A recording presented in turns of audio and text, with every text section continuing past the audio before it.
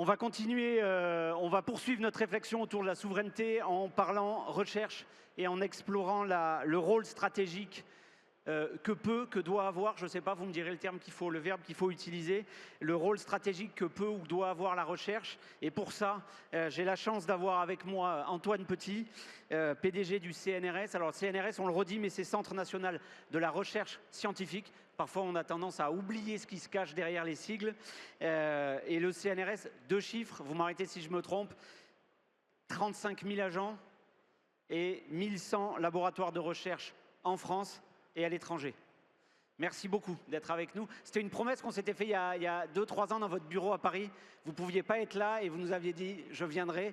Donc merci de tenir votre promesse. Merci de cette invitation. Et puis avec vous, Paul-François Fournier, vous êtes directeur exécutif innovation à BPI France. BPI France, banque publique d'investissement, qui accompagne et finance les entreprises. J'ai trouvé une formule qui résume bien BPI France sur votre site internet. En s'adressant aux entrepreneurs, vous envoyez du bois, nous envoyons du blé. Je ne sais pas si ça vous résume bien, mais c'est bien l'idée. En tout cas, c'est sur votre site. Et évidemment, le soutien à l'innovation est un des axes majeurs de BPI France. Peut-être pour commencer, Antoine, une question assez directe, et on reviendra au cours de l'échange sur la souveraineté. Mais sans science, sans la production de la recherche française, est-ce qu'il peut y avoir une souveraineté française ? La réponse en un mot, c'est non.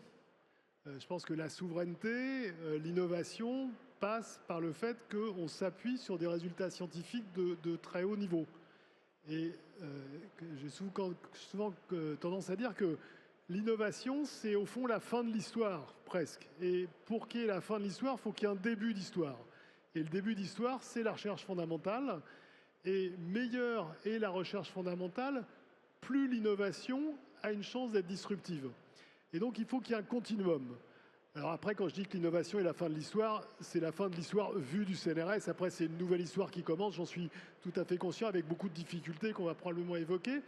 Mais je pense que c'est extrêmement important qu'on arrive à construire un continuum de la recherche fondamentale vers l'innovation.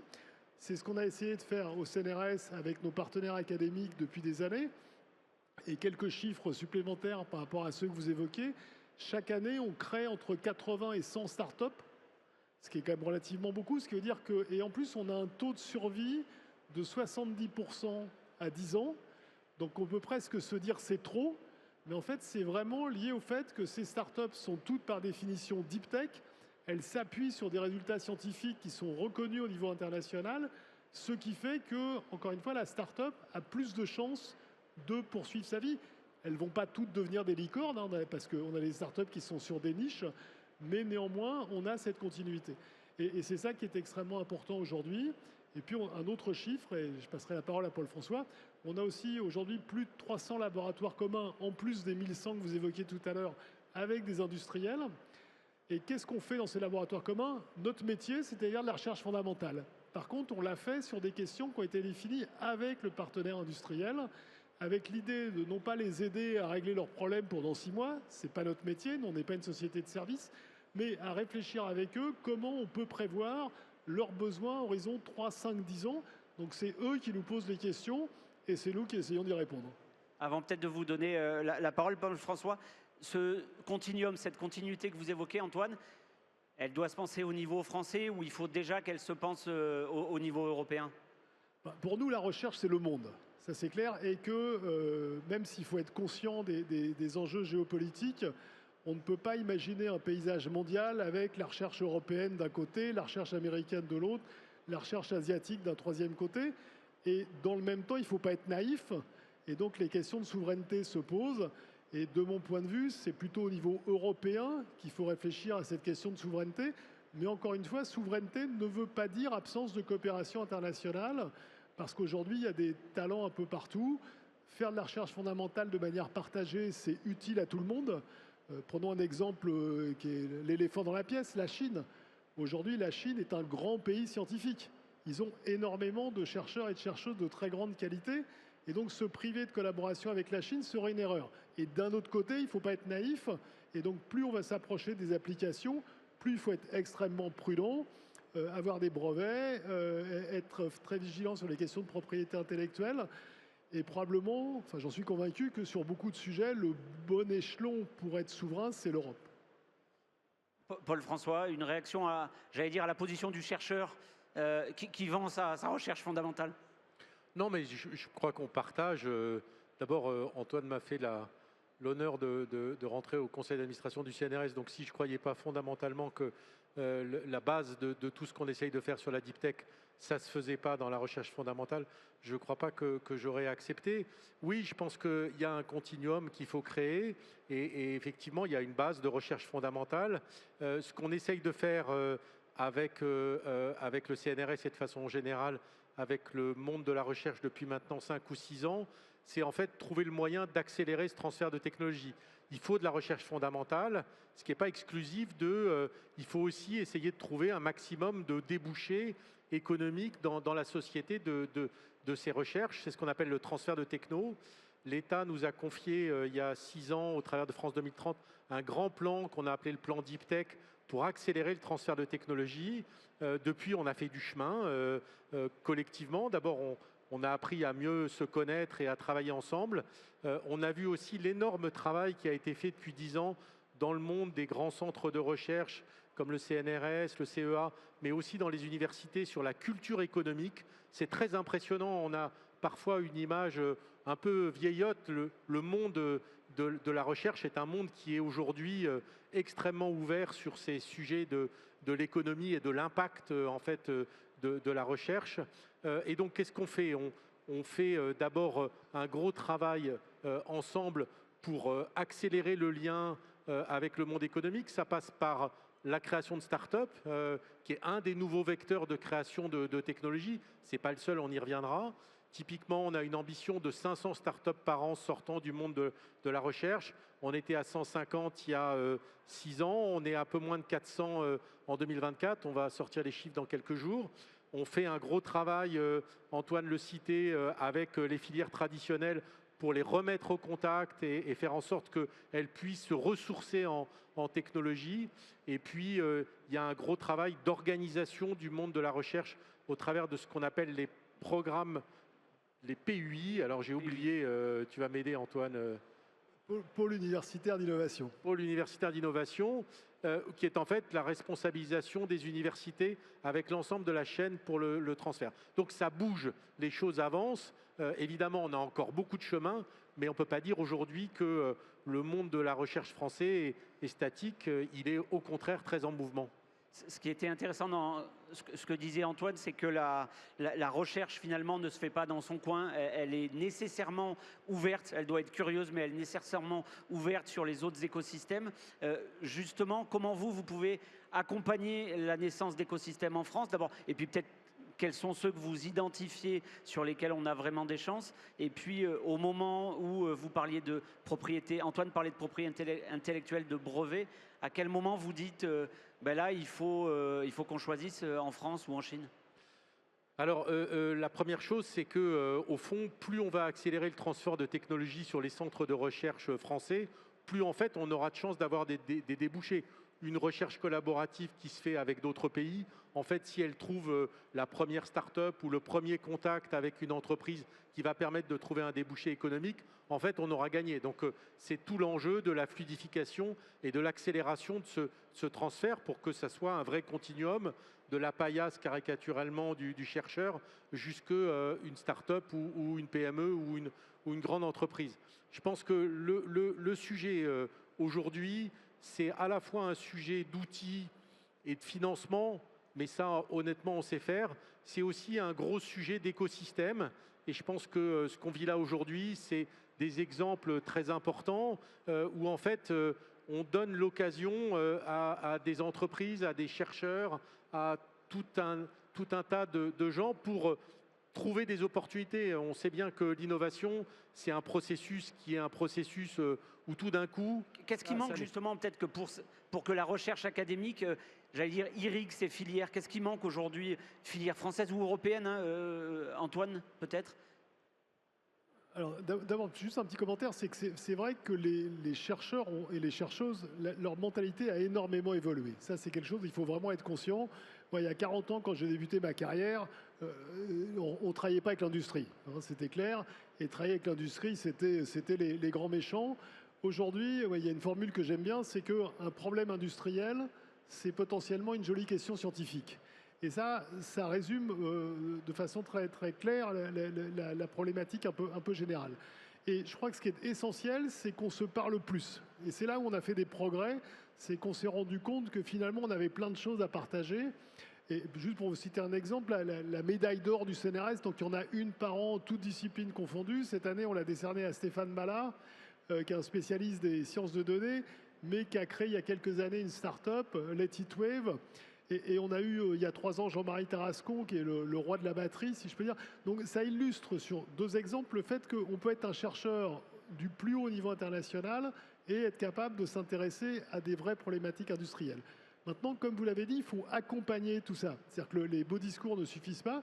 Donc il faut un certain nombre de processus qui permettent aux chercheurs et aux chercheuses qui le souhaitent, parce que tout le monde n'a pas envie de créer une start-up, mais il faut permettre aux chercheurs et aux chercheuses qui le souhaitent de leur donner la possibilité finalement de changer de métier d'une certaine façon, même si souvent ils vont rester plutôt CSO d'une boîte que CEO. Et donc c'est pour ça qu'il faut qu'on crée ces écosystèmes qu'on évoquait avec les startups, mais aussi les grands groupes, parce qu'il faut aussi des clients. Enfin, c'est bien beau de faire une startup, mais il faut des produits, il faut des clients. Et donc c'est tout ça qu'il faut qu'on réussisse à faire. Et encore une fois, c'est souvent au niveau européen qui est le bon échelon, parce que la France est certes un grand pays, mais on est en termes quantitatifs, on n'est pas un pays si grand. Et peut-être, si je peux me permettre un dernier point, c'est, je pense qu'il faut qu'on soit conscients tous qu'en France, nous sous-investissons sur les activités de recherche et développement. Nous consacrons 2,2% de notre PIB depuis 30 ans.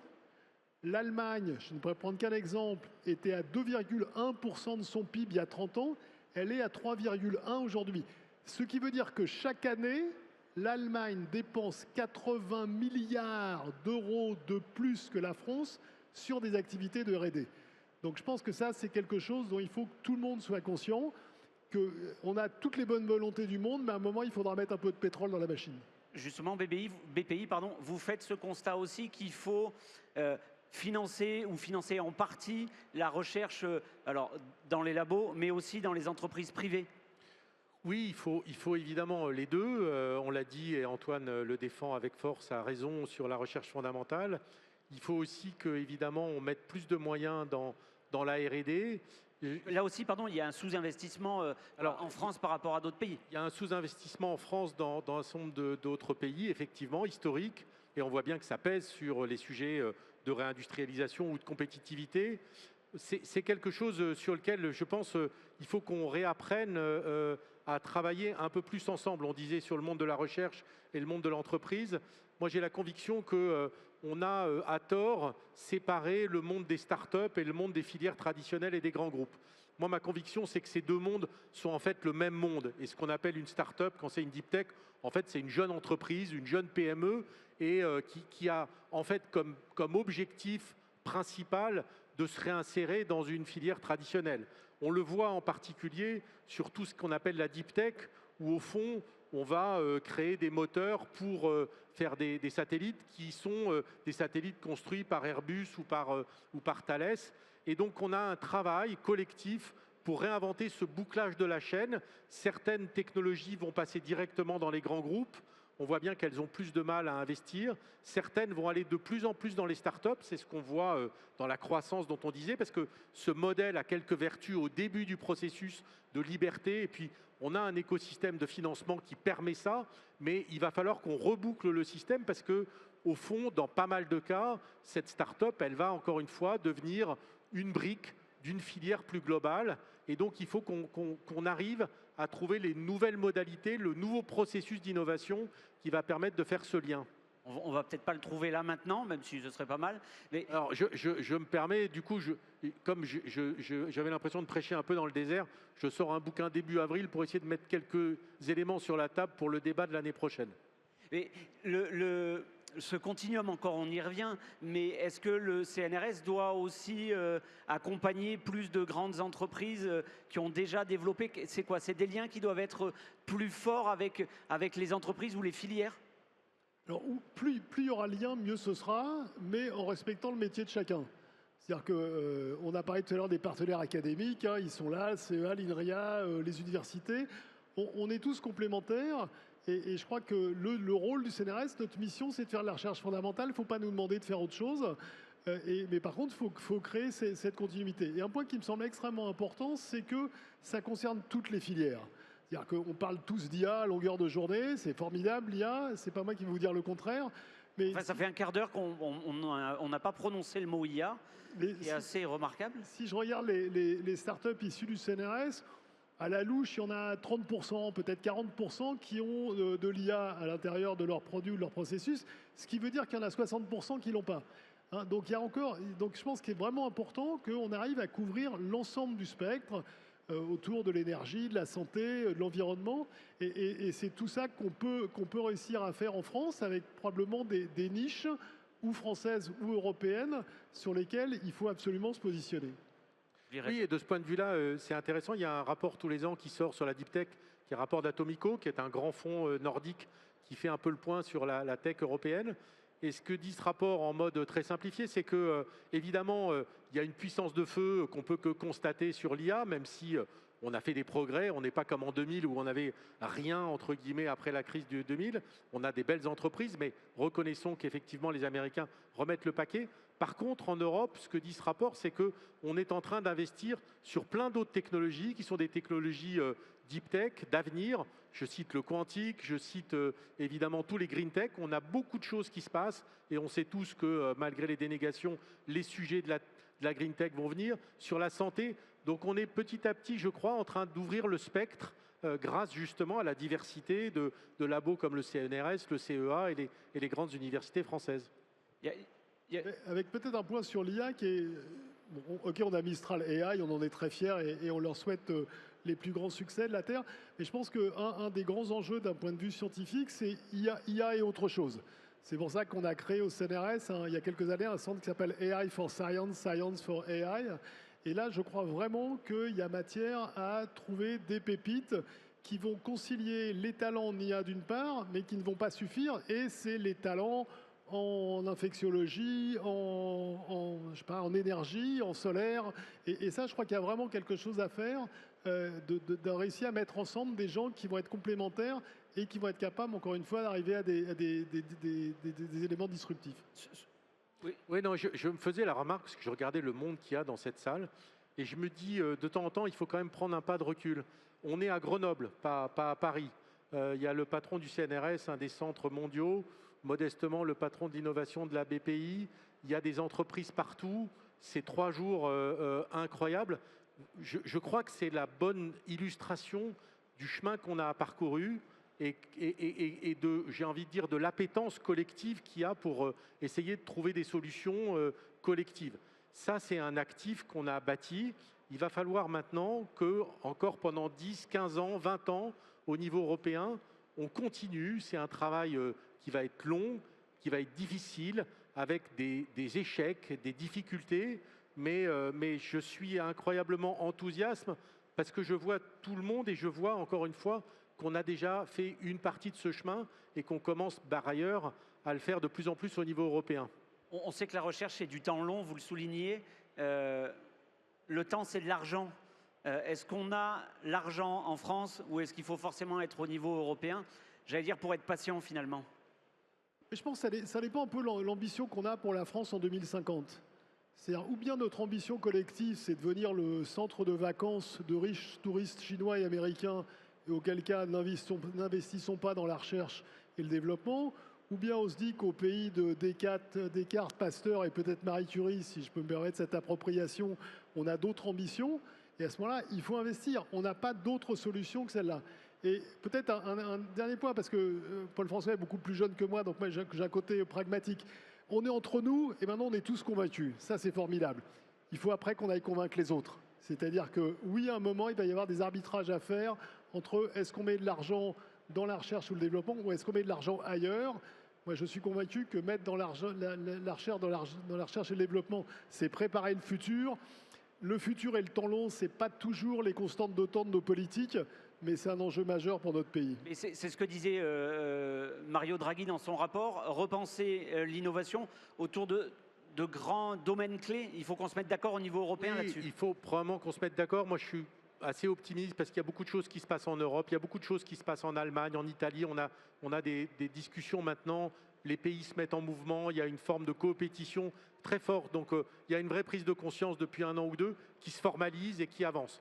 Encore une fois, c'est des temps de cycle relativement longs.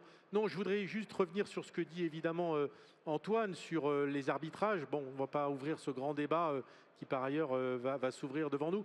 Moi, je voudrais juste insister, l'État français en particulier a mis beaucoup de moyens quand même sur ces sujets-là ces dernières années. France 2030, c'est 54 milliards à hauteur de la France, c'est massif. Je crois qu'il faut aussi qu'on arrive à trouver, c'est ce que dit en réalité le rapport Draghi, comment on arrive à remettre nos flux privés sur nos technologies européennes. C'est clair que comme on a raté la première vague, pas mal des moyens financiers européens sont allés financer la tech américaine. Ça a été un formidable succès, des beaux retours. Je pense qu'on a, c'est ce qu'on est en train de dire maintenant, un écosystème qui va permettre de faire en sorte que nos flux européens puissent irriguer nos technologies et rendre des rendements, parce que je suis désolé, je reste un banquier à la fin, qui permettent de rendre ça pertinent. C'est probablement le grand sujet. Il y a l'argent de l'État, il faut aussi que l'argent privé arrive et on est un peu dans cette dialectique.